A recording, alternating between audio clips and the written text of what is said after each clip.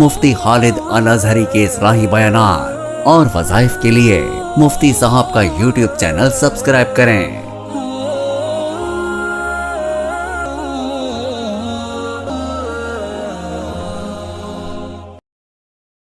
نحمده ونصلي ونسلم على رسوله الكريم اما بعد فاعوذ باللہ من الشیطان الرجیم بسم اللہ الرحمن الرحیم۔ معزز ناظرین کرام، السلام علیکم ورحمۃ اللہ وبرکاتہ۔ 5 طرح کے لوگ ایسے ہیں جن پہ اللہ تبارک و تعالی اپنی رحمت نازل فرماتے ہیں۔ ان میں سے سب سے پہلا وہ شخص جو نماز کی پابندی کرتا ہے اور نماز سے فارغ ہو کر جلد بازی سے مسجد سے بھاگتا نہیں بلکہ اطمینان سے کچھ وقت کے لیے وہیں بیٹھ جاتا ہے، تو اللہ تبارک و تعالیٰ ایسے شخص پہ اپنی رحمت کا نزول کرتے ہیں۔ دوسرا وہ شخص جو کہ عصر اور عشاء سے پہلے جو غیر مؤکدہ سنتیں ہیں ان کا اہتمام کرتا ہے، آ کے وہ سنتیں ادا کرتا ہے، تو اللہ تبارک و تعالیٰ اس شخص پہ بھی اپنی رحمت کا نزول کرتے ہیں۔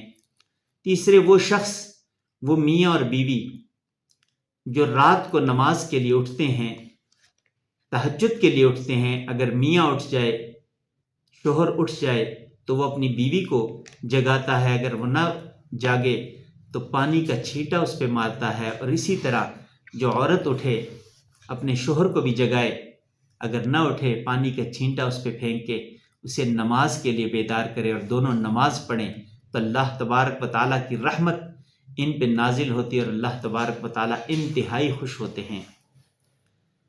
چوتھا وہ شخص جو اپنے بچوں سے محبت رکھتا ہے۔ نبی کریم صلی اللہ علیہ وسلم کی مجلس تھی تو نبی کریم صلی اللہ علیہ وسلم حضرت حسنین کریمین سے پیار کر رہے تھے، ان کا بوسہ لیا، تو وہ شخص جو ایک دیہاتی آیا ہوا تھا آپ صلی اللہ علیہ وسلم سے استفسار کرنے لگا کہ کیا آپ بچوں سے پیار بھی کرتے ہیں؟ میں نے تو آج تک اپنے بچوں کا بوسہ نہیں لیا۔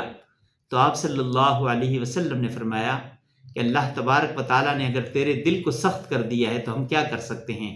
بچوں کی محبت یہ بھی ایمان کا حصہ ہے، محبت کے ساتھ ان کی تربیت کرنا یہ بھی ضروری ہے، اور بچوں سے پیار کرنا یہ نبی کریم صلی اللہ علیہ وسلم کی سنت ہے۔ تو فرمایا چوتھا وہ شخص جس پہ جو بچوں سے محبت رکھے، اللہ تبارک و تعالیٰ اس پہ بھی اپنی رحمت کا نزول کرتے ہیں۔ پانچواں وہ شخص جو اگر خرید رہا ہے کچھ تو نرمی کے ساتھ خریدے، کچھ بیچ رہا ہے تو نرمی کے ساتھ، کوئی فیصلہ دے رہا ہے تو بھی نرمی کے ساتھ، اور فیصلہ لے رہا ہے تو بھی نرمی کے ساتھ۔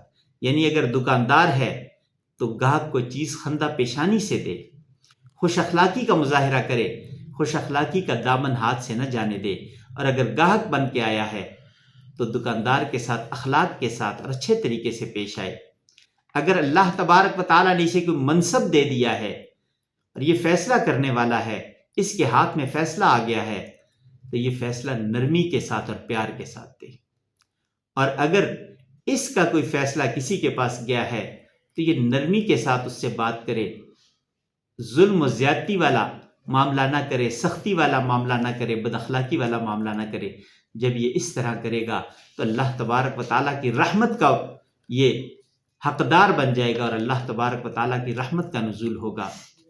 نبی پاک صلی اللہ علیہ وسلم نے زندگی کے ہر معاملے میں ہماری رہنمائی فرمائی ہے۔ دین اسلام ایک مکمل ضابطۂ حیات ہے، اور نبی کریم صلی اللہ علیہ وسلم نے ارشاد فرمایا انما بعثت معلما، میں معلم بنا کے بھیجا گیا ہوں، میں سکھلانے والا بنا کے بھیجا گیا ہوں۔ تو آپ صلی اللہ علیہ وسلم نے تو ہر چیز سکھلا دی۔ اب امت اگر غفلت میں پڑی ہو تو پھر اس کا کیا کیا جا سکتا ہے؟ سنت نبوی میں ہمارے لیے ہر طرح کی رہنمائی موجود ہے۔ جو کامیاب ہونا چاہتا ہے وہ سنت کی پیروی شروع کر دے، اللہ تبارک و تعالیٰ اسے دنیا میں بھی کامیاب کر دیں گے، آخرت میں بھی کامیاب ہو جائے گا۔